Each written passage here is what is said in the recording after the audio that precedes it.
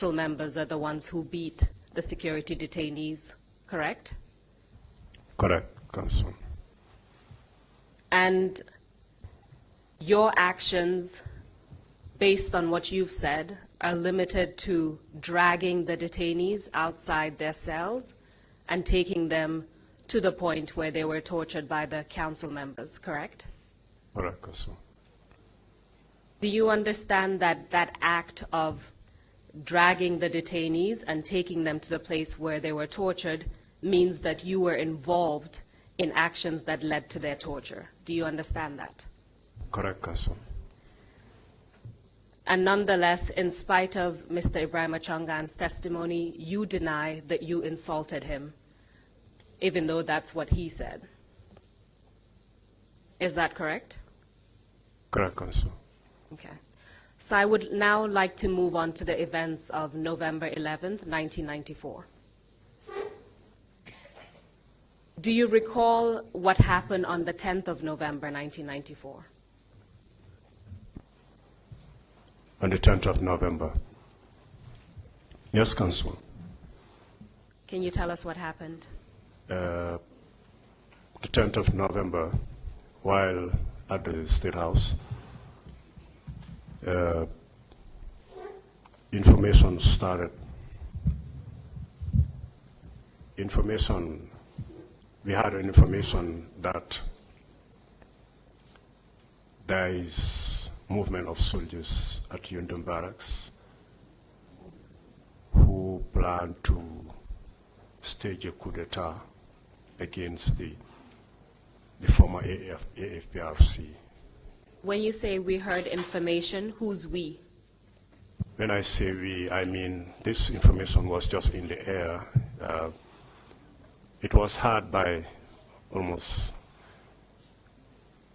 a lot of soldiers within the State House.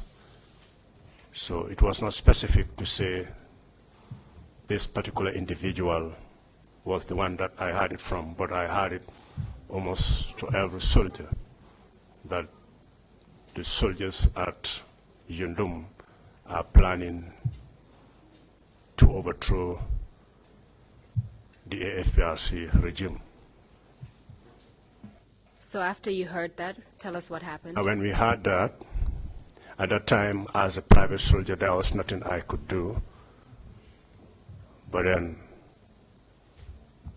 I think later when the information was heard by the council members, they decided to move to Yundum and meet with these soldiers, or to make a surprise visit to Yundum. Who decided to go to Yundum? Sorry, ma? Who decided to go to Yundum? You The said council they. members, and these are Sana Sabali, Edward Singate, Yankuba Ture. They decided to move to Yundum to address the situation. Just a second. What about Sadibu Haidara? Was And he part of Sadibu this Haidara, group? actually, Sadibu Haidara. Did the council members go alone to Yundum? No, council. They went with their orderlies. Can you give us the names? I was one of them, the orderlies of Sana Sabali, Jesse B. Mendy, Zakaria Dabo, with their drivers, Dembo Chiba, Alkali Jallo, and Lamin Travi. The orderlies to Sadibu were Lamarana Bari,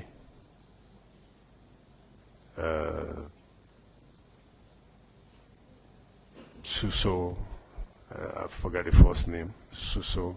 You told us before that Alf Husseini sounded correct. Exactly. Alf Husseini Suso? Alfuseni Continue. Suso.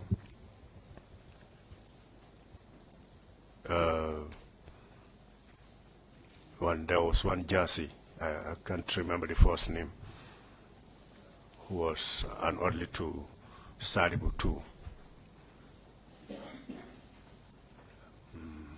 Yes.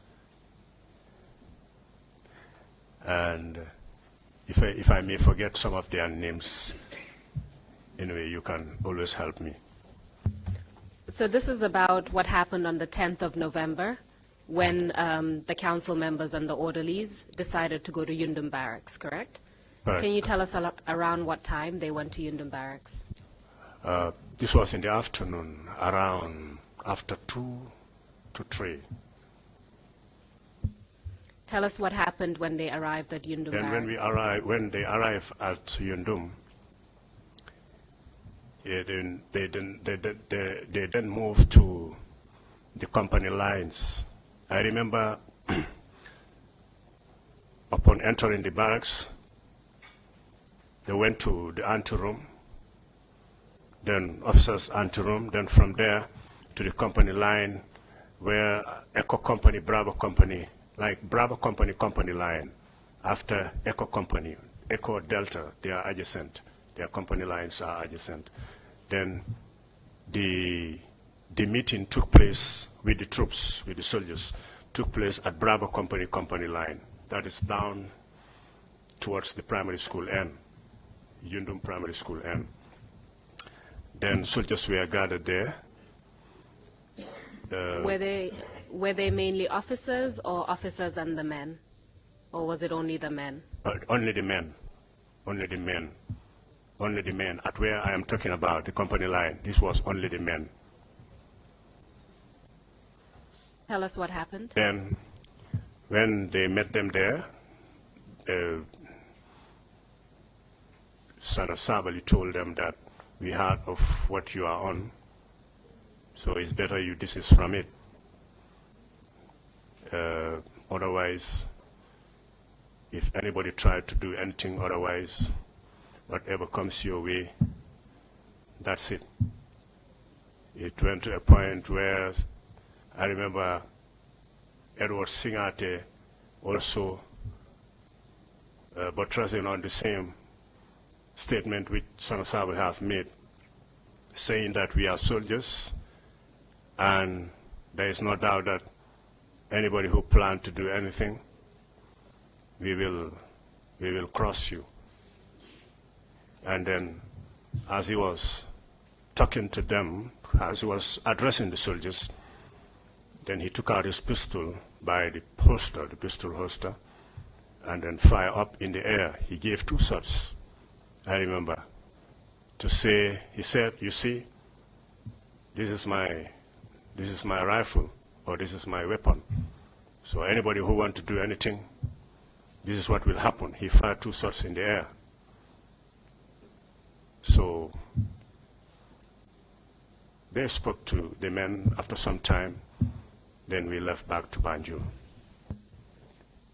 Did anyone speak from the men? Any of the men, did they speak at that meeting?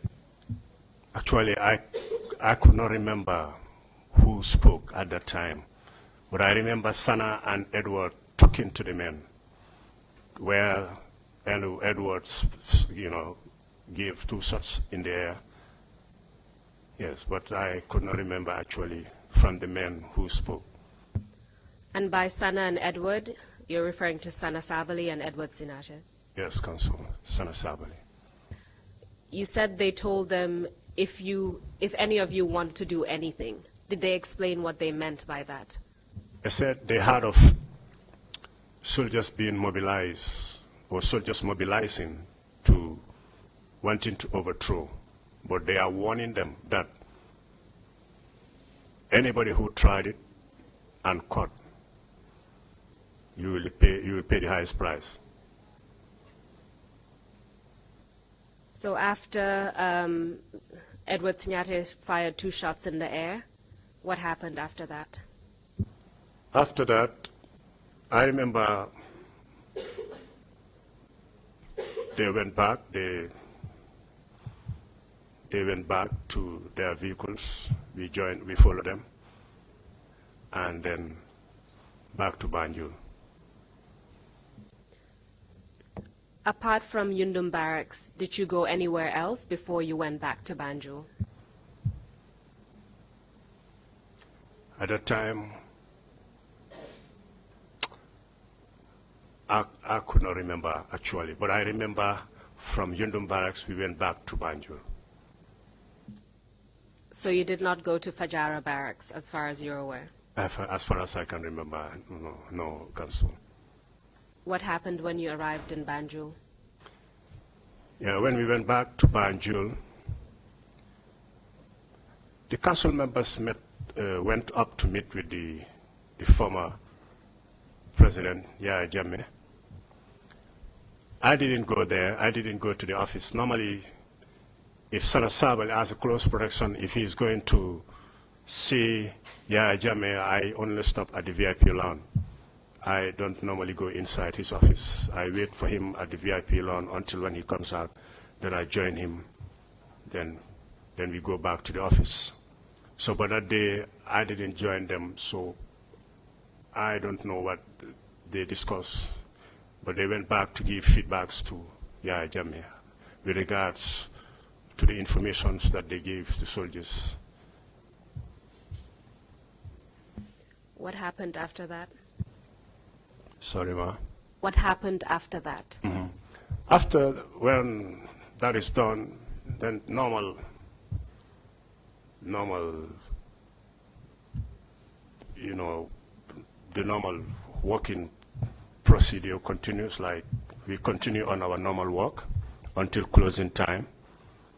Then we went home. Around what time did you go home? Normal closing after 4. Usually we do close after 4 at that time. And when you say, then we went home, where did you go to? We went to the former vice president's residence in Fajara. What happened there? While we were there, after closing, virtually we all changed to mufti, to civil clothes, have our lunch. We were there as normal, like somebody who have close to work. You have nothing to do once your boss is in. And we were there on our normal activities, daily activities, whilst we close, until at night. This was around after 9 to 10. While I was lying down in my house, Sana Sabali came and forcefully opened the door of my house, or our house, because we were 3 in number living in that house. In his residence, in Sana Sabali's residence, right? Exactly, Council. Okay.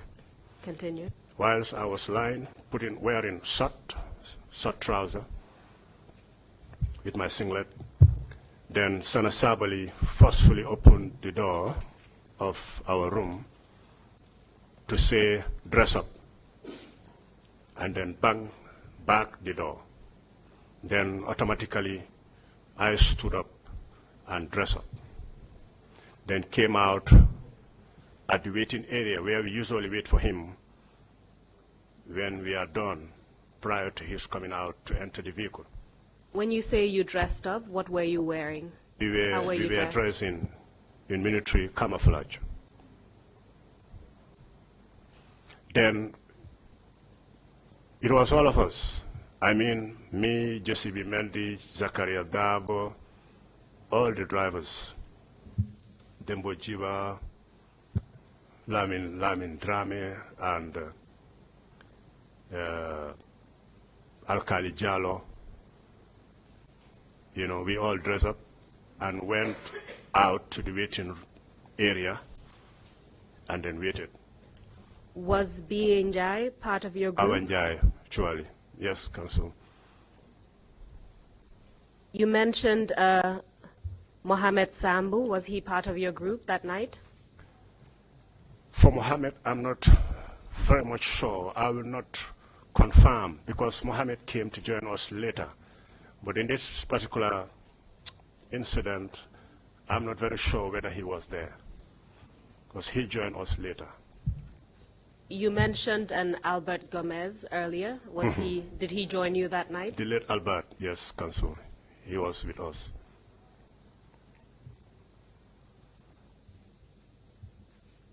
Okay. Tell us what happened next. Then while we were waiting at the waiting area, where we usually wait for him when we dress up, waiting for Sana Sabali to come out from his house, then he came out again and told us whether he asked us whether we've loaded the weapons and the ammunition. We told him no, sir, because telling someone to dress up when you don't actually tell him dressing up for what, all what we understood from what he said is to dress up, and that is what we actually did. We dressed up and went out to wait for him. Like maybe for me, I thought he was going to go out that night. Maybe maybe he was going to go out. So all what he said, all the instructions that he passed was that what we did. That is, we dress up. So when we dress up, whilst we were waiting for him at the waiting area, then he came out again and asked us whether we've loaded the weapons and the ammunition. We told him no, sir. He said, go and load them. And that's the time we went back to the stores where the rifles or the weapons and the ammunition used to be kept. Then we took out. Where was that? Where were the weapons and ammunition kept?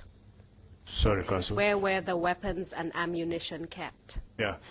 These weapons, the store was opposite our house. Store was directly opposite our house. You're referring to the weapons that were kept at Vice Chairman Sanasabali's residence? Yes, yes, Counsel. Can you tell us what type of weapons you're referring to? At that time, we were using the AK-47, but virtually, like the AK-47, we were the one using it. These were personal rifles that we use, but the ones that were kept in the stores were the PKMS, these are support weapons, and the AAG, anti-aircraft machine guns. So initially you told us that the AK-47 you had a grenade launcher. Mm-hmm. Are these the same AK-47s that you're referring to? These are personal weapons. These are weapons that we don't normally keep them in the stores. We keep them in our house. So I would call it those were not part of the weapons that we were supposed to load, because we already have them. But the ones that we were supposed to, the ones that he asked us to load were the support weapons, mainly.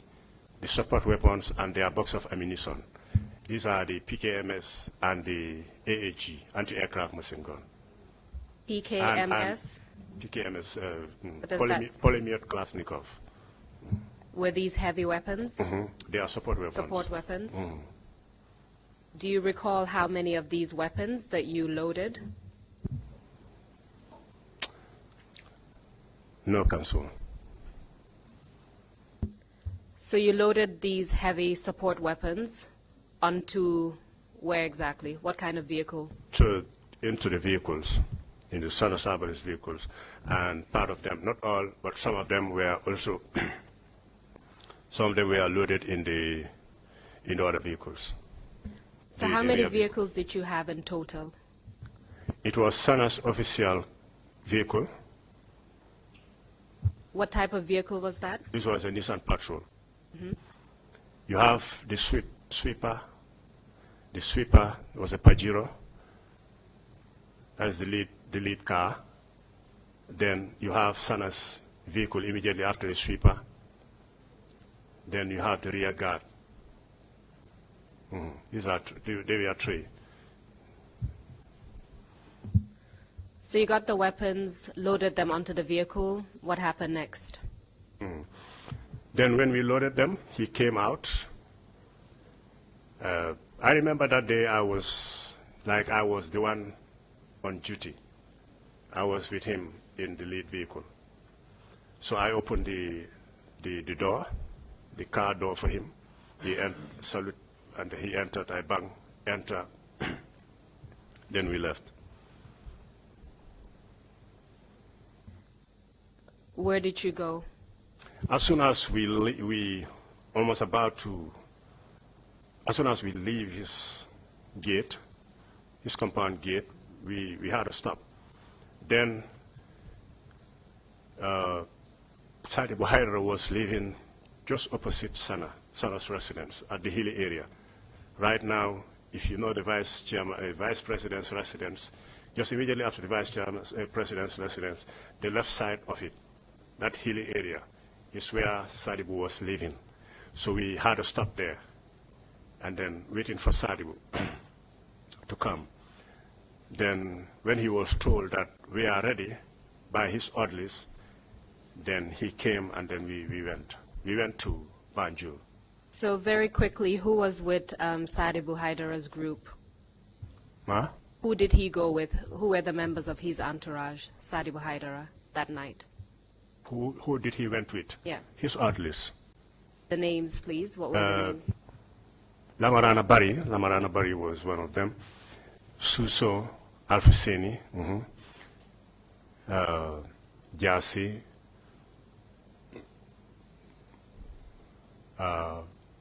and there was one Sonko, Omar Sonko.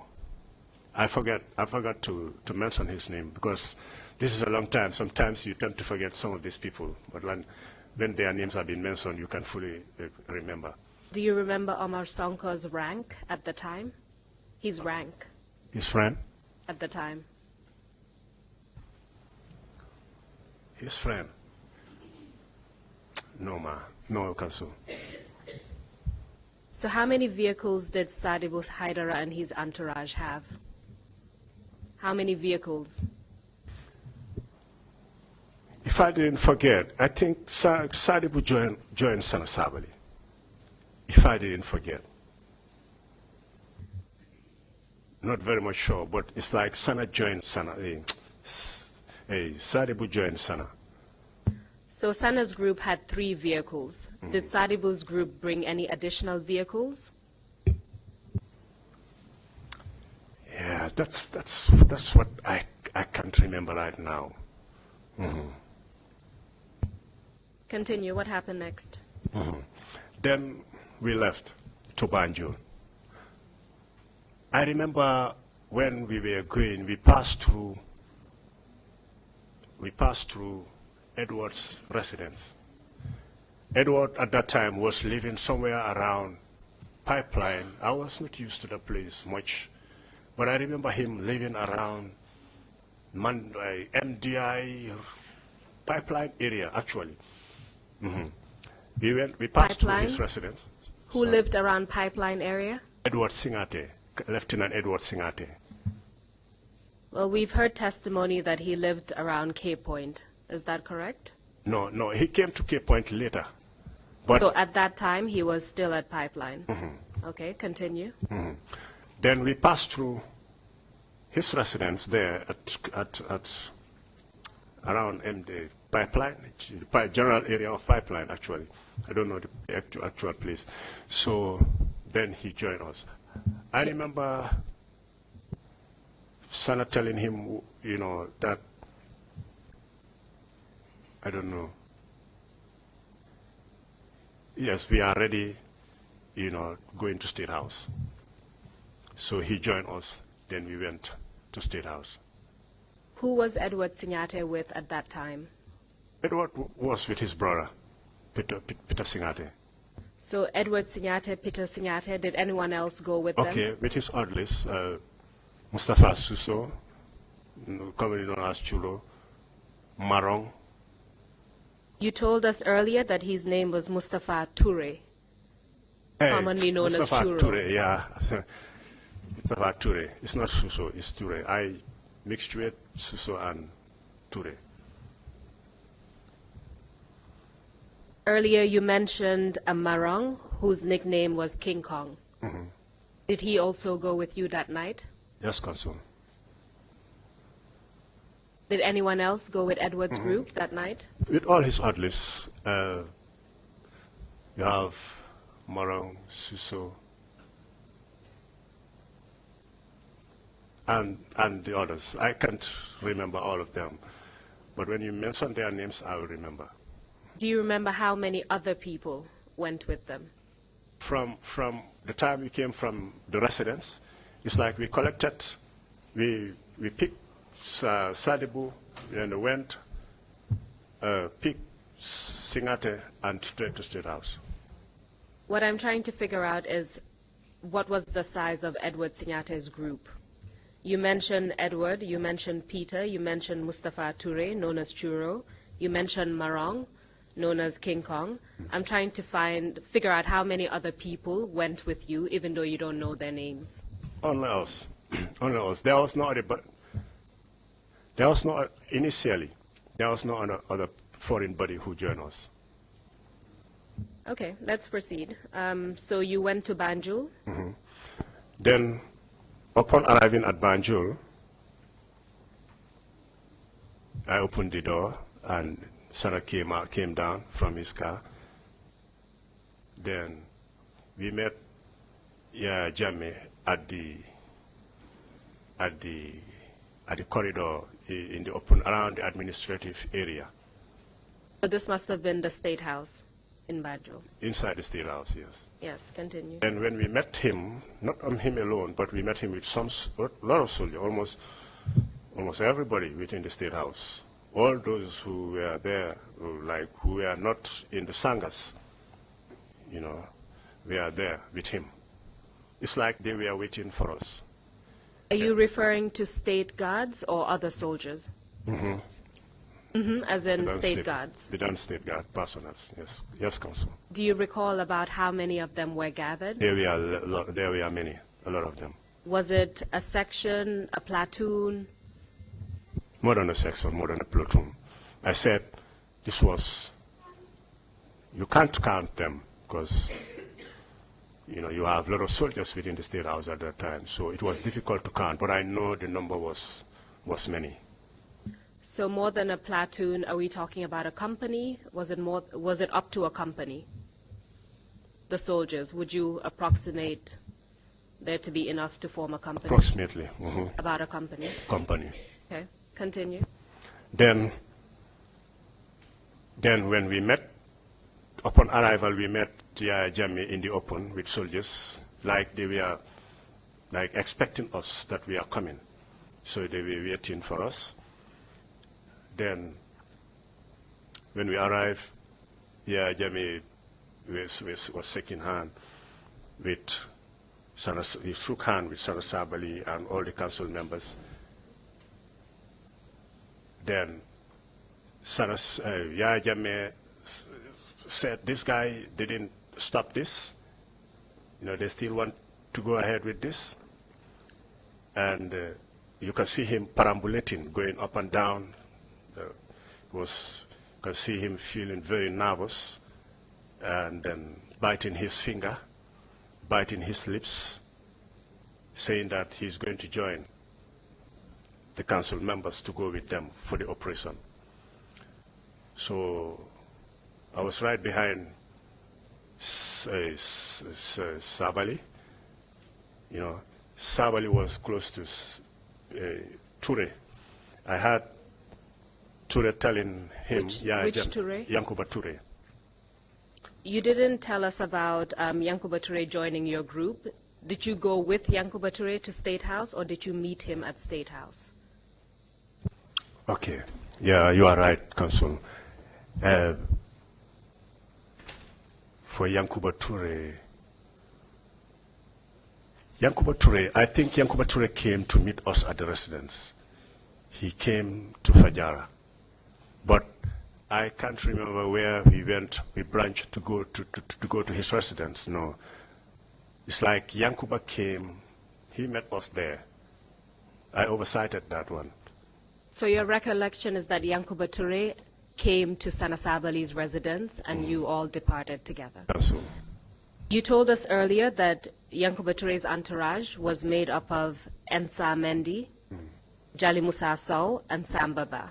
Were those three individuals present that night for that operation? All three of them were present that something night? like that. Something like that, meaning yes, they were present? They were present. Thank you. So now back to the State House. Yaya Jammeh was downstairs, and from what you've said, he was pacing up and down. He appeared nervous, biting his finger or thumb, I can't remember which one you said. And he said that he wanted to join the group that was going for the operation. Continue telling us about that. Then I had Yankuba Toure telling him, no, sir, just leave it with us. We will take care of everything. So it's like, if you go with us, meaning that you don't trust us. This is what Yankuba told him that if you go or if you join us, meaning that you don't trust us, we will make sure everything will be under control. We will take care of everything. This is what Yankuba told Yaya Jammeh. Did Sana Sabally say anything at that point? No, as far as I can remember, when I was right behind them, the two of them, Yankuba and Sana, it was Yankuba that I heard speaking to Yaya Jammeh. Did Yaya Jammeh say anything else at that point? When Yankuba told him this, Yaya Jammeh was not happy. You know, it's like after the council members addressing the issue, it's like these people still want to go ahead with their actions. So I didn't hear him saying anything. But he was insisting that he will go. That one I remember, but he was stopped by Yankuba.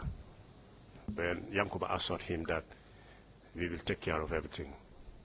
We have heard testimony that at that occasion, Yaya Jammeh said if he goes with the council members, the families of those soldiers will weep. Did you hear that? I didn't hear that.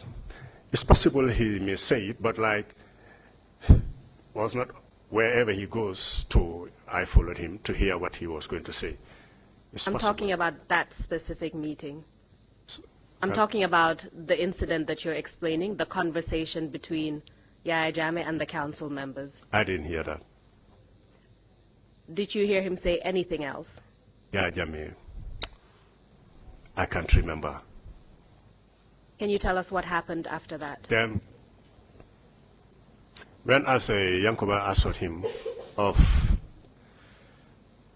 the council taking care of the situation, then finally he agreed. He stayed. Then from there, we left to Yundum. While we were going to Yundum, I remember there was one Manlafi Kaur who joined us. Manlafi was in our vehicle. Who was Manlafi Kaur? Manlafi Kaur. I know him as Manlafi Kaur. Manlafi was also part of the state guards at that time. Apart from Manlafi Kaur, do you recall any of the other state guards that went with your group? Actually, like I said, I was on duty that day, so I was with Sana. That is, I was in Sana's vehicle. So I wouldn't know actually, when we started moving, I wouldn't know the exact people who were part of the convoy because we were in front, or you call it, we were the lead vehicle. So all those behind me at the time, I couldn't tell. And it was at night where I did not have that chance of trying to know who and who was joining us. But as soon as, I remember as soon as we started moving, we were about to go, I opened the door for Sana. He enters, and then I give him the compliment, enter also, then we start moving. So if there was soldiers, part of the state guard who joined us behind, I would not have known because I was in front. You told us that about a company joined you, your group. I mean, we met the soldiers that we met standing there with Yaya Jammeh. The number was almost a company, but they were not the number that joined us. These were soldiers who were like expecting that we are coming. Then when we came until Sana and Ture spoke with Yaya, and then until the time was up for us to move out, that was the time I entered the car and then we move out. So the actual number that joined us when we were moving, I wouldn't know. That's fine. We'll come to that later. Around what time did you leave State House? Do you recall? Specifically, it was difficult to gauge the timings, like to see, look at your watch and say this was it. But this was something like after 11 to 12. And You said you then went to Yundum Barracks. We went to Yundum from Banjul. We went straight to Yundum. Then, like, immediately after Latikunda, Tabokoto, heading towards the Abuko, the abattoir. Before the abattoir, there is a mosque just on the highway. Right now, if you know that route, the mosque on the right, just on the highway, I think it's the Abuko Mosque, I don't know, just on the highway, very close to the highway anyway. That was where we branch, right. And this was suggested to Sanasabali by Manlafi Kaur, who was in our vehicle. I heard him because he was behind, you know. I heard him telling Sana that, let's take the right, this road will lead us to Yundum. To Yundum, yes. That was the first day for me, I knew that route. So that's how we branch. We didn't take the highway straight to Yundum, but up to the mosque, if you reach at the mosque, there is a secondary road that goes to the right. And then when you follow this road, it takes you up to the former president's orchard, Sadao de Jawara, just around the PTS, the police training school. Continue. What happened next? Then when we arrived there at the PTA, at the area that I'm talking about, just at former president's orchard, around that general area, then the vehicles park on the right. When facing the camp like this, you have the vehicles parked on the right. Then we all came down and made our final preparation to enter the camp. Then when we made our final preparation, or during the course of making our final preparation, Singate suggested to all of us, the council members, and all those who were there, ready to move, that he will first take the lead. That is, he will move first. Then when he entered the camp, confirm that the camp is safe, then he will give a warning shot. He said to us that he will give a warning shot. Then the moment we heard of the warning shot, then that is a confirmation that the camp is safe. Then we can come in. Which Sinyate said this? Which Sinyate said Edward this? Singate. Edward Singate. So what happened next? Then we waited. We were still on our final preparation while he left. Then we waited for not more than 30 minutes. Then we heard of the gunshots. Then How many gunshots did you hear? He gave 2 warning shots in the air. These were pistol shots. He gave 1, 2.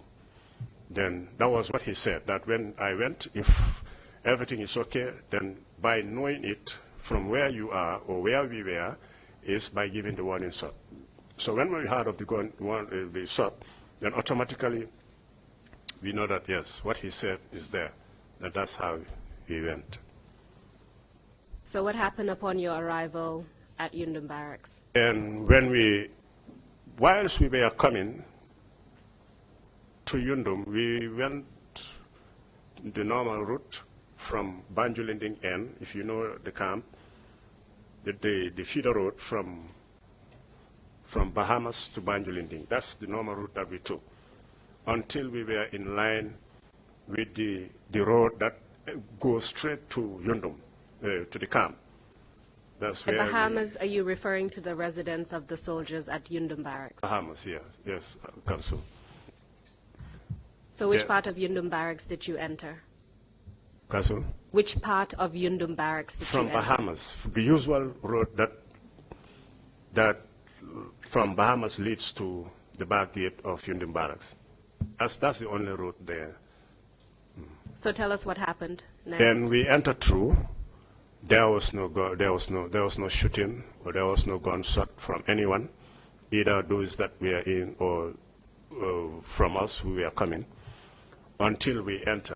It's like our entry was as simple as that.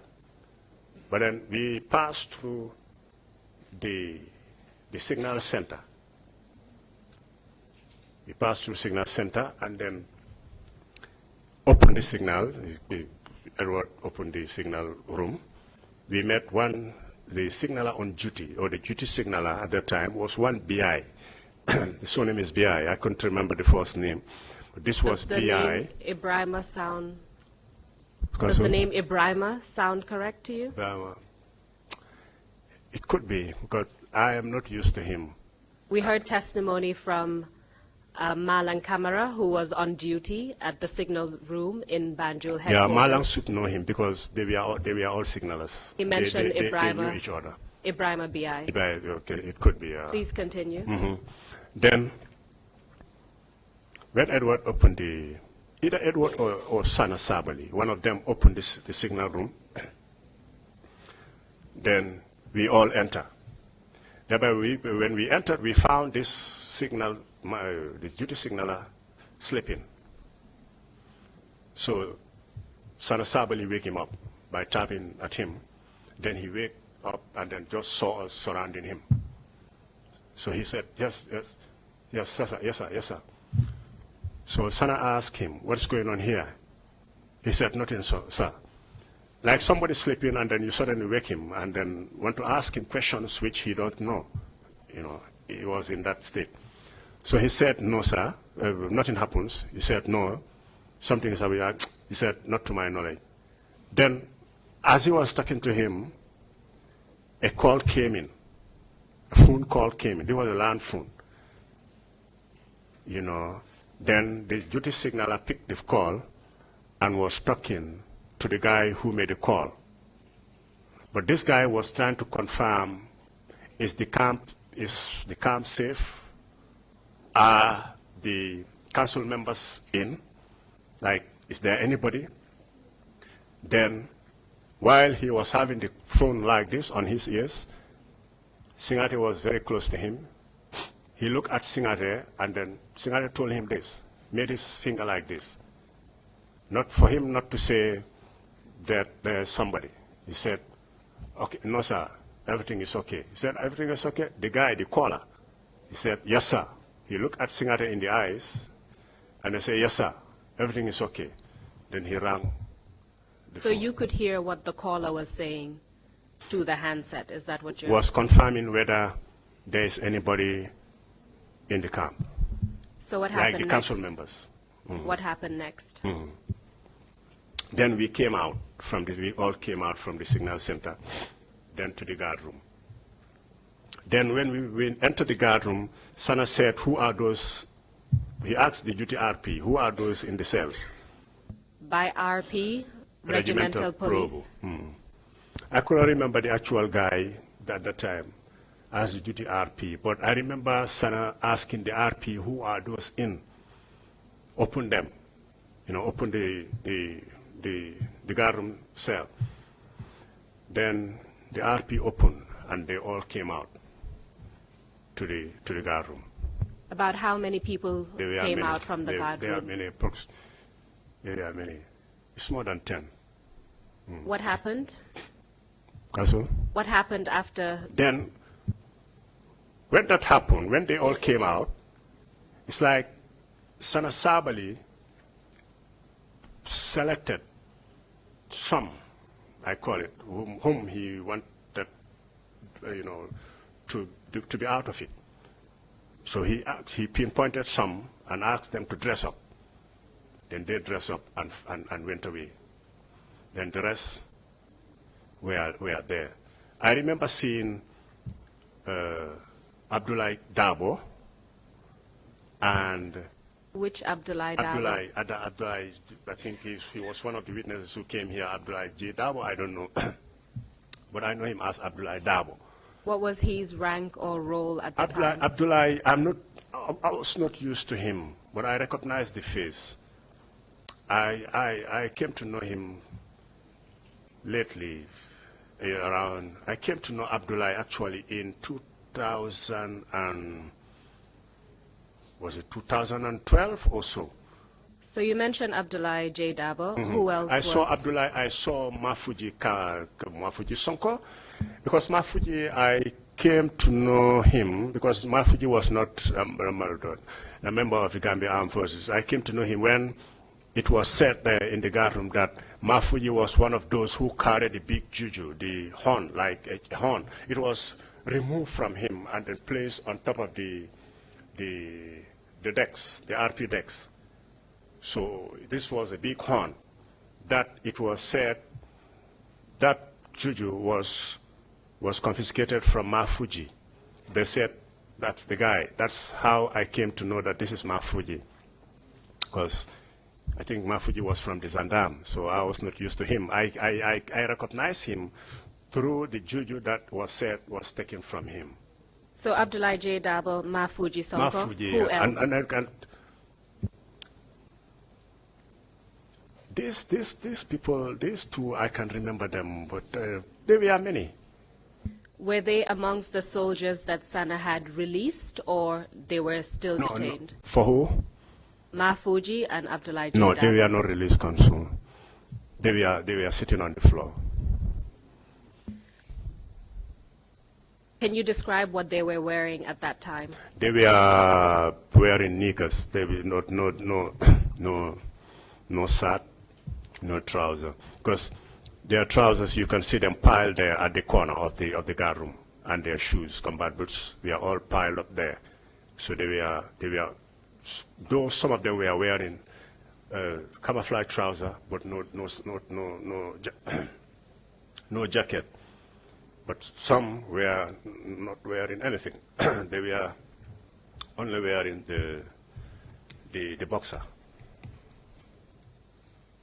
So I'm trying to understand how many people were sitting on the floor detained, apart from Mafuji Sonko and Abdullah J. I remember Dabo. Mafuji Sonko, because for Mafuji, like I said, I recognize him through the information or through what has been said that he was the one. Indeed.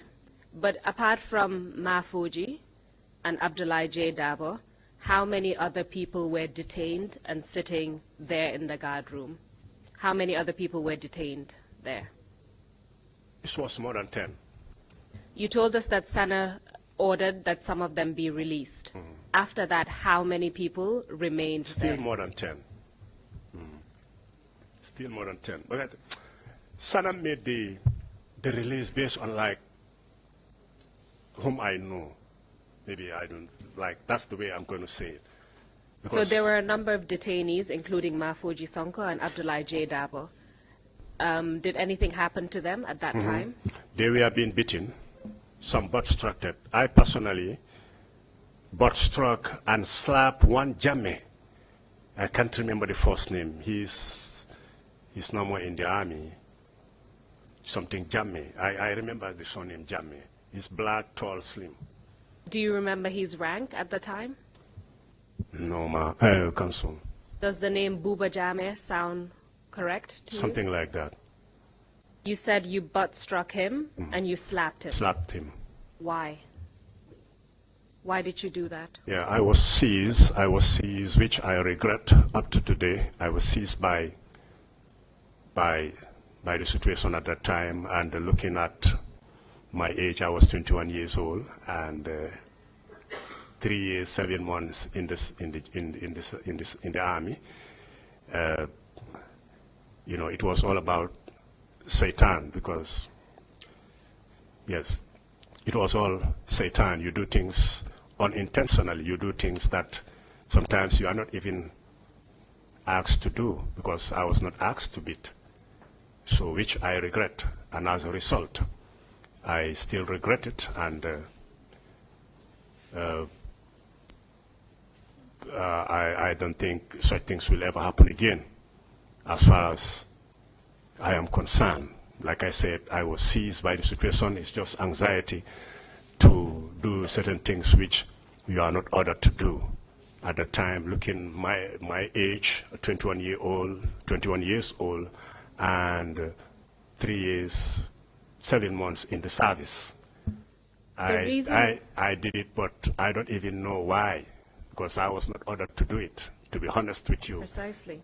The reason why I find this perplexing is earlier this morning, when we talked about the incident at Mile 2 Central Prison, you told us that you wouldn't have kicked or hit any of those detainees because that's not the kind of person you were.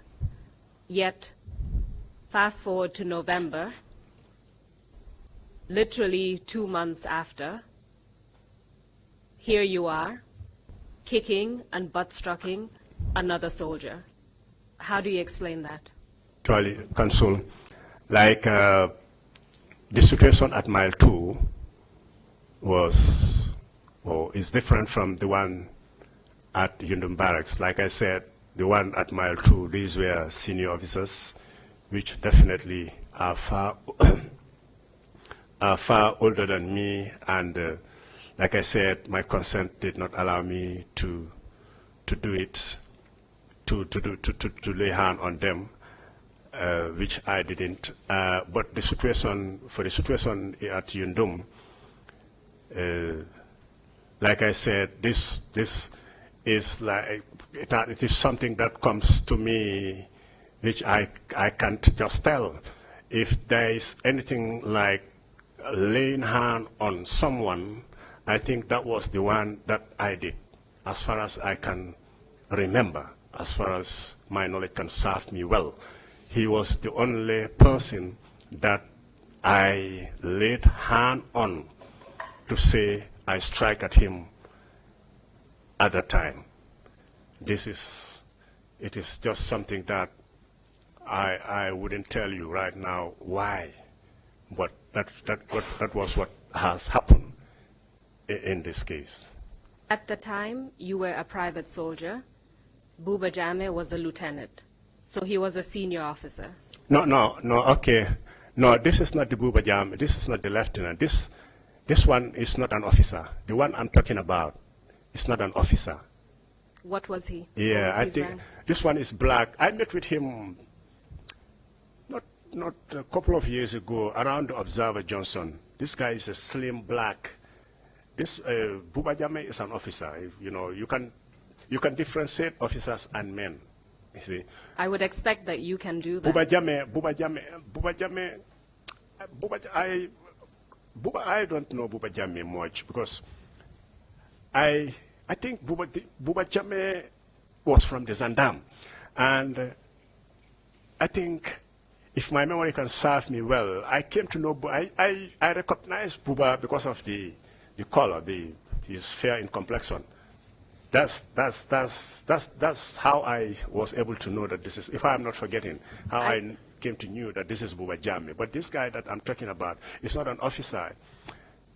I think that at that time he was not even a lance corporal. But Mr. Njai, I don't want us to be sidetracked here. Both instances were referring to people who were detained. And you said in one instance, it wasn't your conscience didn't allow you to hit or kick any of those detainees. But in another instance, again, we're referring to detainees, you kicked and hit and slapped, rather, one of the detainees. I didn't kick. I slapped and bust struck. That's what I'm trying to understand. Can you explain that? You told us on the one hand, that's not the kind of person you are, so you wouldn't have done that at Mile 2. But here we are at Yundum Barracks, and you're doing exactly what you've said you wouldn't have done. Yeah. Like I said, Consul, the incident at Mile 2, I said these are senior officers that when I realized that these are senior officers in here, my consent does not allow me to do anything to them. Okay, I didn't lay hand to anyone apart from the order that was given by Sana Sabali that we should move them out from their cells to confinement number 1, which I did. But the one at Yundum, like I said, this is Satan. It is something that, because I was just standing, and then all of a sudden, butt struck him and then strike at him, slap at him. So, which was not based on orders. Like I said, sometimes you may not want to do something, but unintentionally you just react and do it without even knowing why you did it. So that's why I said this is something which I did, and I definitely regret it, to the extent that, you know, I don't know even how to express myself as far as that action was concerned. So, according to you, you unintentionally butt struck, kicked, and slapped this Jame. Was struck and slapped. I didn't kick at him. Well, your statement says the soldiers began to butt struck, slap, and kick the remaining detainees. Then you said, I personally butt struck one soldier by the name of Jame, and I slapped him. My question is, if you did that, in your words, unintentionally, what is to say that you didn't do that to more people apart from Mr. Jame? No, Council. As far as my knowledge, my memory can serve me. But your statement is that the other soldiers did it to the other detainees. The other soldiers? The other soldiers butt struck, slapped, and kicked the other detainees. Exactly. But Council. your testimony is you only touched one person. I only slapped and butt struck one person, yes, ma'am. Because I was not there alone, so I wouldn't take the discretion of you know, beating or slapping everyone, because I was not there alone. So like the isolated case or incident which the action which I did was what I have said. So, you know, because who am I to be responsible of everything as to, you know, with regards to beating or whatever. But I know the guy that I laid hand on was this Jame Sonim, which I have said.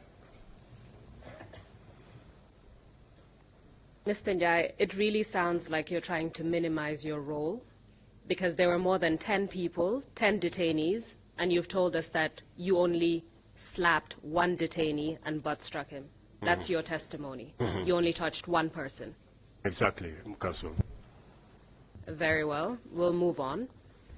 What else happened that night? Then, when that happened, they were asked by Sana Sabali to return them, by the duty RP to return them back to the cells. Then we came out just opposite the guard room. Like when you stand at the RSM's office, giving your back to the RSM's office and facing the guard room. That was where we were standing. After a couple of minutes, I heard that Basiru Barrow has been arrested at the gate whilst we were standing. You were standing at the guard room at the time. Council. How far is the guard room from the gate? From the guard room to, because if you know Yundum Barracks now, where it is written the home of infantry, from there to the guard room, it's almost about 300 meters or more. The home of infantry, where it is written, that gate, to the guard room right inside the barracks, I think it's more than 300 meters. So I cannot specifically, you know, estimate the distance, but I think it's more than 300 meters. So Basiru Barrow, you heard that Basiru Barrow was arrested. Arrested there, yeah, yes, Council. What happened? Tell us what happened. Then we were, because this was at night, and when I heard of it, I still remain where, because Sana was right, because like, now that I was like I said in my previous statement, I said that day I was on duty, you know, so I still remain a close protection to Sana. So wherever Sana moves is where I move. But when I heard this, because it was said clearly, you can hear it from people, from soldiers, then Sana was standing whilst Edward was also standing beside him. at the guard room, just outside the guard room. So we were there, but we heard that this guy is arrested there, and soldiers were coming with him. Until when they entered the second gate leading inside Yundum Barracks, where the sentry, the Sangha is, when they enter past, you can see the dark color of soldiers crowded on him, on Basiru, coming. Until when they were in line with the armory, Yundum Armory right now. Then I moved from where I was to go and see this man, Basiru. I went behind the crowd to see him. But the time I was just out of curiosity because I went to see him. But when I just do like this, I heard him saying, "You are killing me," you know. And then I came back and stood where, because. What was happening to him at that time? So, What was happening to him at that time? he was being beaten. You can see a lot of soldiers, you know, crowded on him, surrounding him, kicking, butt striking. You know, you can see, it was difficult to identify who and who and who, but you can see a group of soldiers crowded on him, beating at him, you know, while he was being rolling, coming. I'm sure you could recognize at least one or more of the soldiers. Can you tell us who was beating him? No, I could not make that recognition to say this was but because it was difficult to recognize because the place was dark. But I remember seeing a lot of soldiers who were crowded on this man, and then it's like they were doing anything to him while the man was rolling. So, out of curiosity, I just went. But as soon as I reached, I heard his voice. He said, "You are killing me," in a very low tune. Then I felt sorry. I went back to where Sana was standing and then remained there. So your testimony is that soldiers crowded Lieutenant Basiru Barrow, were beating him, kicking him, butt-striking him. You went to look out of curiosity. Exactly. Out of curiosity. Out of curiosity. And then you... Because when the crowd was coming, you know, I just want to, like, out of curiosity, just to go and... But I didn't even see Basiru with my eyes. I heard of the voice in a low tune. You know, the way he speaks tells you that he is definitely suffering. So I just extract myself and went back. So your testimony is you went all the way there, but you did not do anything. I swear to God. I swear by this Quran. I will continue to swear as long as things that I didn't do are being asked for me. I will continue to swear because whatever I did, as far as the TRRC is concerned, I will say it because I know at the end of the day it's the truth that will prevail. In as much as I'm running away from the truth, it is not possible.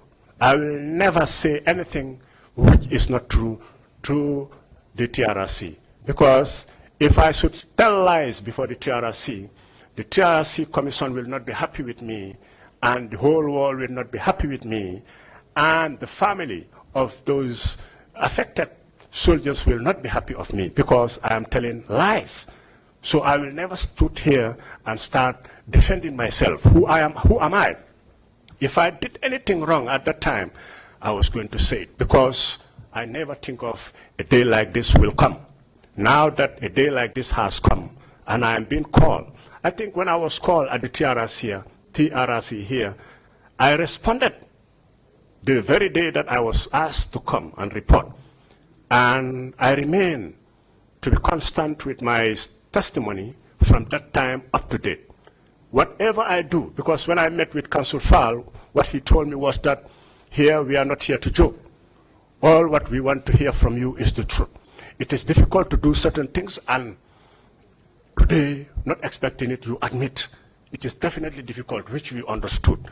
But what we want to hear is you tell the truth as far as the actions that you did are concerned. I responded. As far as the actions that I did are concerned, I will tell the truth and nothing but the truth. Because if I should tell lies to you, you will not be happy with me. The whole world will not be happy with me. My family will not. I will not be happy of myself. So there is no way that I will always hide. Why should I hide? Those who came here and tell the truth are not better than me. So why not? Why shouldn't I come and tell the truth? There is no way that I will try to extract myself from the truth. I swear to the Holy Quran. And if what I am saying is lie, let this Quran strike me to death. I swear. There is nothing that I will say here which is not the truth. So, Mr. Njai, Counsel. if you lie to the Commission, not only will the Commission not be happy, but I have explained to you that there are consequences for lying to the Commission. Exactly, Counsel. So it's not just about being unhappy. It's about criminal consequences. You understand that? Yes, Counsel. So let's move on, because we still have a lot to cover. Basiru Barrow, from what you've explained, was beaten by a number of soldiers. Can you describe his condition after that? Like I said, when I just make that curiosity move and then came back to where I was standing, what has escaped my mind, okay, you mean his condition? Yeah, he was in a bad condition. He was in a bad condition because he could not speak. He could not speak properly. He could not speak the normal speech, the way of speaking.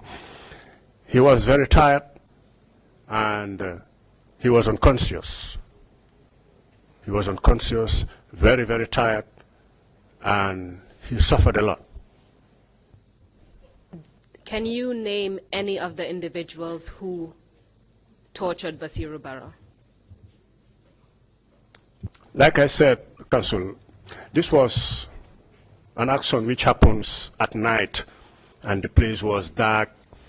To be honest, where I was standing and where Basiru was being moved was a bit far, and I did not make any attempt to go there to see what was happening until when they were at where they were, out of curiosity, like I said, just to go and glance at him. But when I just approached, I heard of the voice, motionless.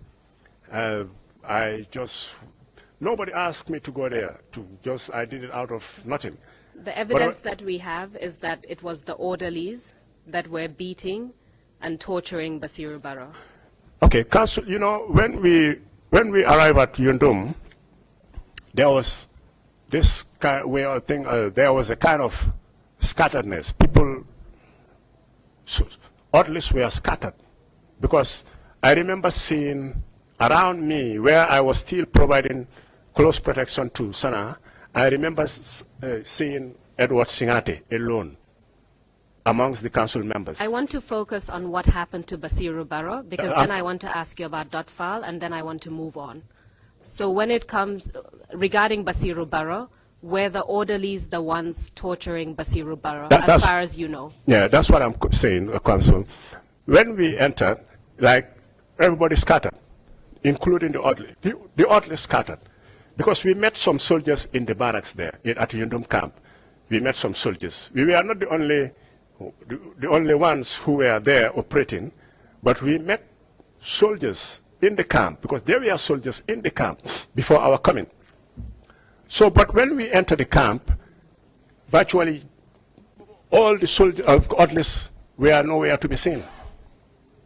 They were not specific, gathered at a particular place where you can easily identify them to say these are the only. They were scattered. So wherever they may be, I don't know. And whoever was doing something somewhere, I don't know. I don't see them.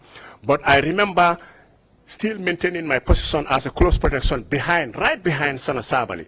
And I remember seeing Edward alone. Because in fact, Edward's orderlies, I didn't even see them. So it's like everybody was scattered. Everybody was scattered. So it would have been difficult to know or to say whether it was the orderlies who beat or not.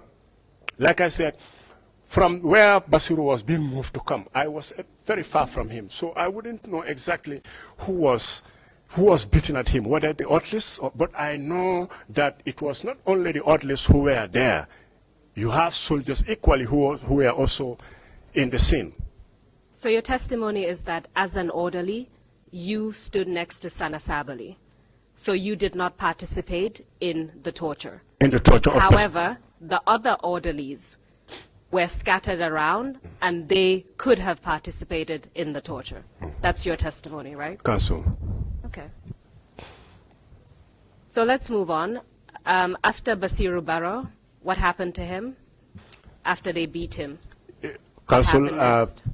after him being beaten up to that point, what has kept my mind was where he was finally taken. Because that one, honestly speaking, has just vanished from my memory. I could not tell, but I presume he was being taken to the guard room.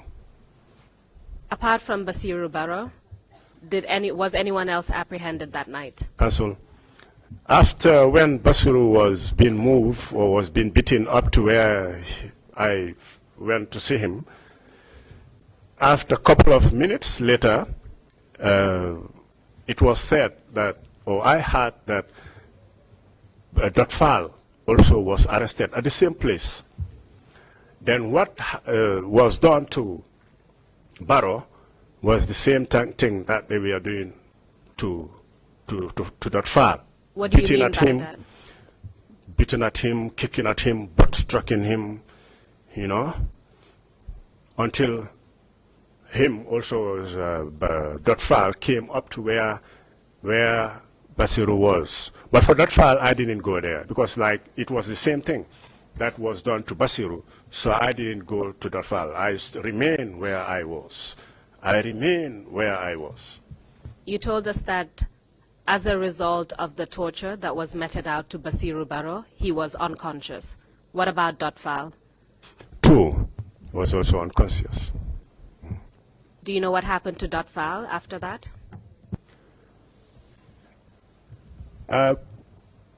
That's what has from the point that they lasted. I last to see them. I presume they were taken to the cells. What happened next? Then we were there standing after those two incidents, while the detainees were in this guard room. Then I heard Singate, because I was right behind Sabali. Singate was on the right side of... Which Singate? Edward Singate. Edward was right beside, around the right side of Sana, while I was standing behind Sana. I heard Singate suggesting to Sana, after when we were standing there for a couple of minutes, then the truck, there was one truck, it's a military truck, was asked to reverse towards the guard room. Then it reversed up to very close to the guard room, then make a stop. Then the detainees inside the cells were asked to come out. Then they came out and bought the truck. Then the tarpaulin of the truck was brought down and strapped all over. Then while they were there, we still stand at where we were, watching the detainees coming in, entering the truck. During that time, did you hear any conversation between Lieutenant Basiru Barrow and members of the council? Basiru Barrow Council? And members of the council. During that time? Yes, during that entire incident. No, Council. Do you know if members of the council spoke to Dotfal during that incident? Because Dotfal was unconscious. I don't think that time Dotfal will be able to speak at that time. Because Dotfal was seriously beaten. He was mercilessly beaten. So I don't think Dotfal would have been a person to speak to the council. I am not aware, council. What about at the time of arrest? Council? You told us that they were unconscious, that is after they beat them.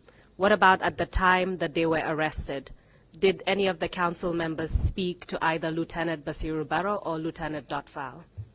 Like I said, you know, these two people were arrested far from where I was standing. If you know the guard room and where it is written, the home of infantry, it's more than 300 meters. I didn't go there to see how they were arrested and who arrested them.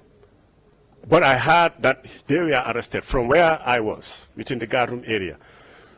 So, but how and who arrested them was what I don't know. Yes. Your testimony is that you were standing next to Sana Sabali as well as Edward Sinyate. But we have heard testimony that they were arrested by Edward Sinyate and some other men.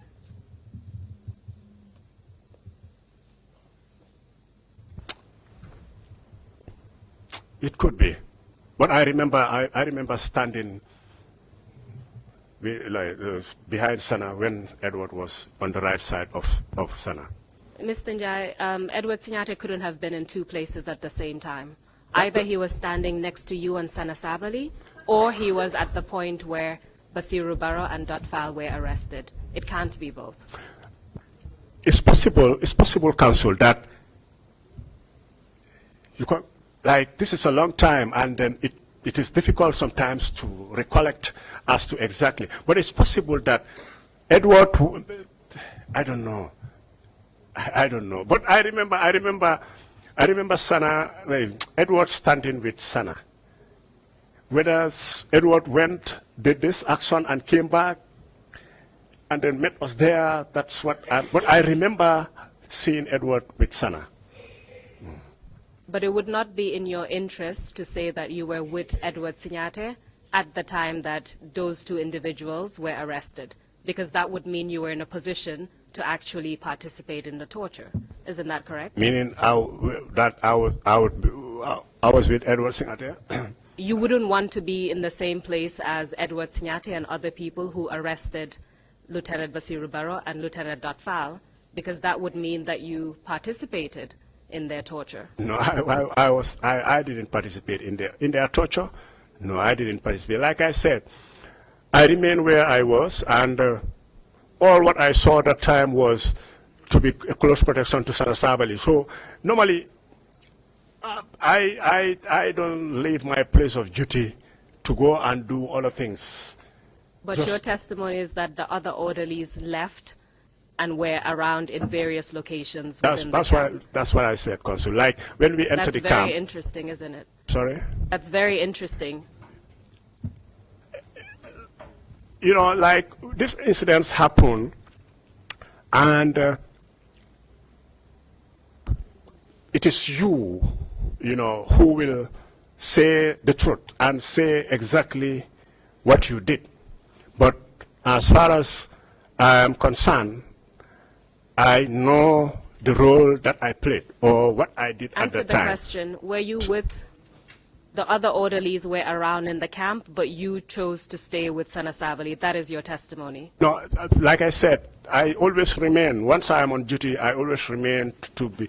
There are instances where I can move without the consent of Sana, like move, leave him and go to somewhere. But that day does not happen. As far as my memory can serve me well, I was right from the guard room. He just came out, and we were standing just opposite the guard room, giving our back to the RSM's office. We were standing there. While we were standing, I heard of this man being arrested. After a couple of minutes, Dotfal also was arrested. But I didn't move from where I was to go there.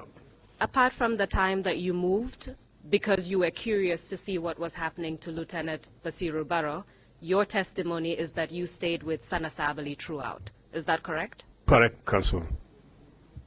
But other orderlies who are in your similar position are the ones who moved around Because- and could have participated in the torture. Because correct? when we entered the camp, I didn't see Yankuba Toure, I didn't see Sadibou Haidara at that time, but I fully remember seeing Edward Singate. And the reason why I remember was when the truck was asked to reverse, and these detainees were asked to board, then it was Edward who suggested to Sana, when these detainees were already, when they already bought the truck, it was Edward who suggested to Sana that why not he allow him, Edward, why not Sana allow him to launch a grenade in the truck so that these detainees will die once and for all. I was right behind Edward, hearing him suggesting that to Sana. Sana said, no, don't he remain where he was.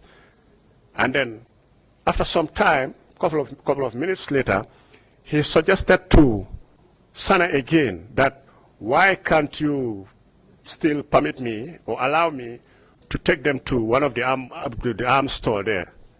You know, the armory is just opposite. Why can't he allow him, Sana, allow him to take those detainees in one of the stores and blow them there? He still suggested to Sana. Sana said, no, we are going to take them to mile 2.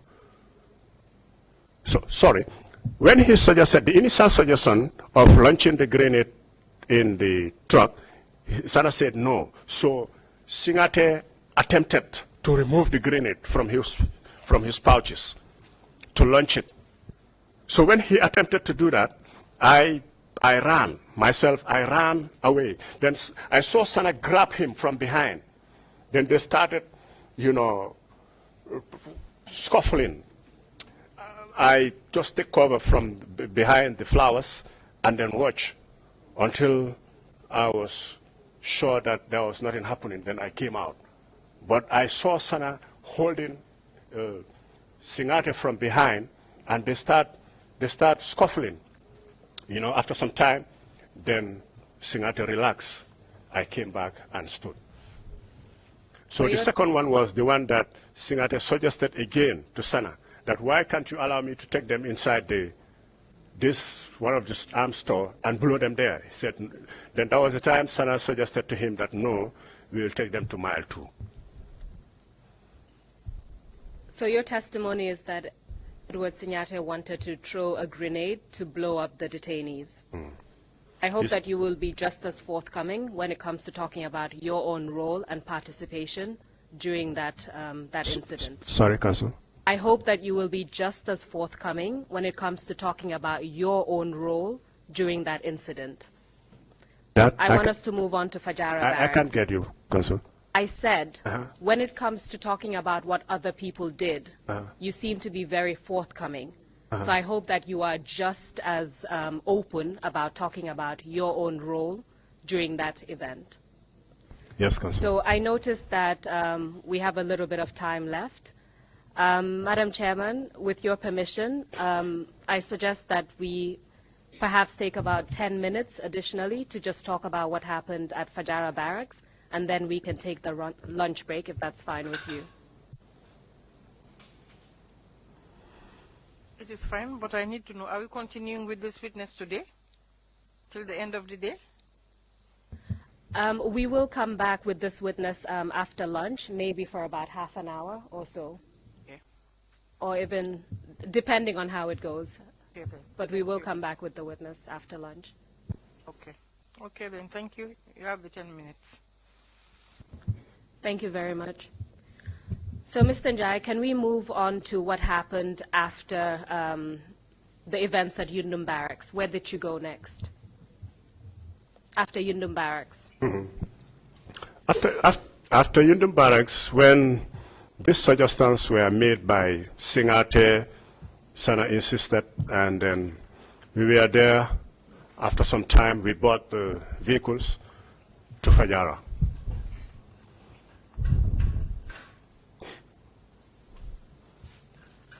Do you recall around what time you arrived at Fajara Barracks? This was approximately after 1 to 2, thing like that, In the morning. in the morning. Can you tell us what happened when you arrived at Fajara Then, Barracks? when we departed from Yundum, we took the normal route from Yundum, Latikunda, Westfield, then branch through Kairaba Avenue, Sabina Junction, took right, then to Newtown Highway, up to the tap at Newtown Highway, the only tap at Newtown Highway when going towards Observer on the left. That's where we branch, leading to the back gate of Fajara Barracks. Tell us what happened when you arrived at Fajara Barracks. Then, when we branch from the left, went straight, just in the general area of the Bakau Primary, Bakau football field. Then the vehicle stopped. Then we alighted. Then we started moving from there.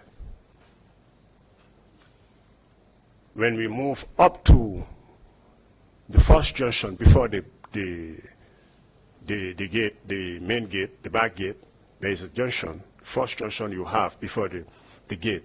There is a security light. That junction, you know, the right side of that compound, there is a sub. So this security light was on. Then when we were exposed under that light, it's like I just raised my head up and saw a soldier who was on top of the fence. I think this soldier was serving as an OP, an observation post. Then the moment he saw us, and then I was still looking at him, I saw him coming down faster, and then he left. We enter. Then when we enter in the camp, the first line story buildings in Fajara Barracks from the back gate, they are the first story building. We pass, take the middle of it between that first story building, the second story building, that road is where we took. As soon as we bend right, then Almamo started shooting in the air. Almamo Mane put a rifle here on his shoulder and started shooting, you know, sporadically. Then I was confused because, you know, it has caught me by surprise. And because I was confused, I don't know. When he started shooting, almost everybody started shooting. So, but because I was confused, I don't know what he was doing, because you can't be moving on your objective and you have not seen your objective and you want to shoot. So, which was a big surprise to me. So as a result, I stayed back. In fact, I took cover. I entered in one of the toilets there. So, because the situation was so confusing when I heard of the gunshot. He started shooting and everybody eventually started, you know, shooting, and the whole place was noisy. So, as a matter of that, I said to myself, no, this is not the way it should be. Just this kind of way it's shooting. So I entered the toilet, but when I entered the toilet, it was just within minutes. Then something came in my mind to say, where you are hiding now, it's not safe. Somebody can find you there and you may be killed unknowingly by an individual. Then I came out straight. When that thought came to my mind, I just came out and then started running to follow them. So if I understood correctly, you left Sanasabali and you went and hid somewhere for a few minutes and then you came out. Mm-hmm. Okay, continue. Continue. Okay. Then after when that came to my mind, and then I just came out from from where I was hiding and ran after them. Then we continue. Then when we move up to the opening of from the residential areas towards the administrative area, from the from the football field going around to bandstand to the main gate. Then we received that opening. We received gunshots from that direction. What happened next? Then we started shooting at each other. They were shooting, and they were shooting with support weapons, machine guns, AK-47 at us, and we also started returning fire to them. At that time, were you shooting as well? At the time, I was shooting. I was shooting. I was shooting. I was shooting, and we were running, you know, as we were about to enter that open space. There is a drainage, you know, a waterway within Fire Barracks. If you are conversant with Fire Barracks, that is still there. Those drainage are still there, just around the toilet. These are white drainage like this. So when we were running, because the place was dark, I was not used to Fire Barracks, I suddenly entered in one of those drainage. You know, I just entered there. Then this hand slap on top of the slab. Then my rifle also slap on my hand, strike on my hand. Then I get up and start moving. Then after the opening there, just in line with the football field, is where we hold the ground. Then started returning fire. The firing did not last for 30 minutes. Then it died down. So I didn't realize what has happened to my hand. We still keep on moving until when we were in line with the bandstand right now. Then Sana, I heard Sana, I was still behind Sana, you know. I heard Sana shouting out, "Cease fire, cease fire." Then we all ceased fire. Then started moving on silence, fire and maneuver until we passed the guard room, then in line with the fence of the main gate facing the seaside. Then that was where we lie down and hold the ground until the early hours of the morning. What happened in the early hours of the morning? And in the early hours of the morning, we stood up because that time you hardly recognize who was on your left or neither on your right. Until that early hours of that morning, then we stood up, just look to my right. I recognized Babukar Jatta, the former army commander. He said, Njai, on the whole, you are also here. Yes, good morning. I said, yes, I complimented by saying, good morning, sir. So we moved from where we were, our positions, towards the guard room area. What happened then? Then, from there, I remember whilst we were at the guard room area, I saw a truck. I can't remember where the truck came, but this truck came from outside. This Bedford truck was carrying those who were asked to board the truck in Yundum. That same truck came. Then was parked opposite the guard room. Then Sana Sabali asked the soldiers to alight them from the truck to the field. Whilst they were coming down, they were in single file, following each other to the field. Around what time of the morning was this? This was early hours of the morning. This was around after 6 towards 7. So it was a little bright by then? A little bright, Council. I'll stop it there, Mr. Njai, and we can continue after the break. Madam Chairperson, I have concluded for now, and we can resume after the lunch break. Thank you. Thank you, Council. You have the permission to go ahead. We will take a 1-hour break and come here at what time is it now? It is 1:40. We'll get here at 2:40. 2:40, everybody. Thank you. Thank you, witness.